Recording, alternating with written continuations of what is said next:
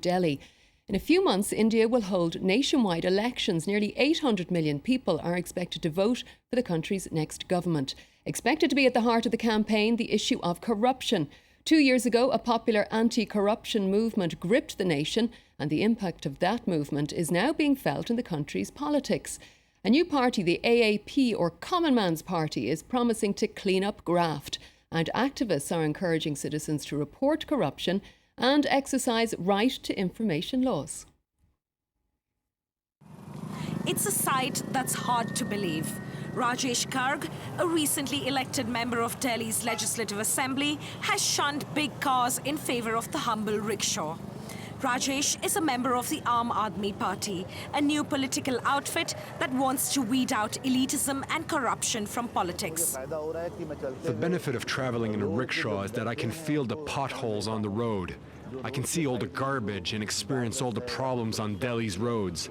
Often, people who voted for me stop me and tell me their problems. Namaskar, sir. Namaskar. Can I have a lift up to there? Yes. Rajesh believes that an elected representative is a public servant and should behave like one, an idea that many of his voters find appealing. Before it was not like that. Why? Because they used to travel on the red light. They have their private cars, and they don't think as the common people think.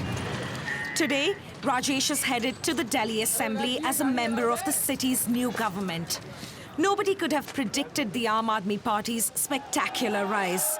The year-old party won a crucial election in New Delhi entirely on an anti-corruption platform.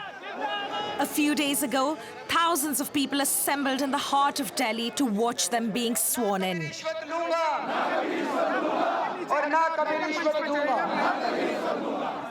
The man at the helm of the battle is Arvind Kejriwal, the iconic head of the Aam Aadmi Party and Delhi's new chief minister. Kejriwal is a former bureaucrat whose foray into politics was mocked by powerful politicians. It is a political revolution. Why do you say that? Otherwise, ordinary people like us can never enter these buildings. Corruption is the priority. We will try to reduce corruption and take strong action against corruption.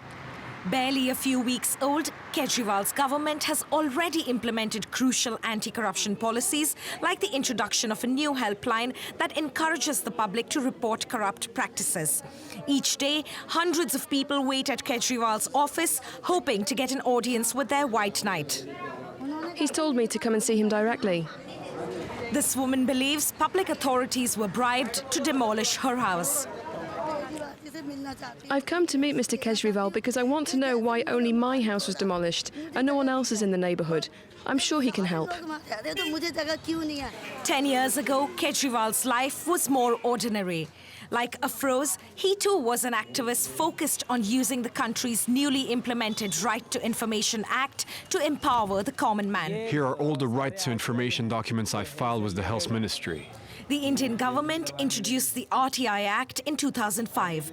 Under its provisions, any citizen can request vital information from any public authority.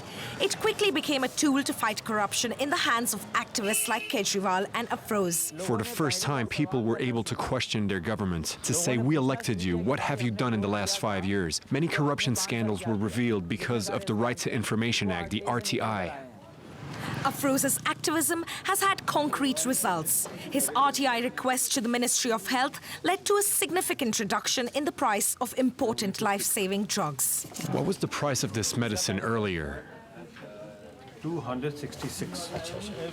We have a variety of more than 315 medicines, which has been reduced tremendously from 30 to 70%.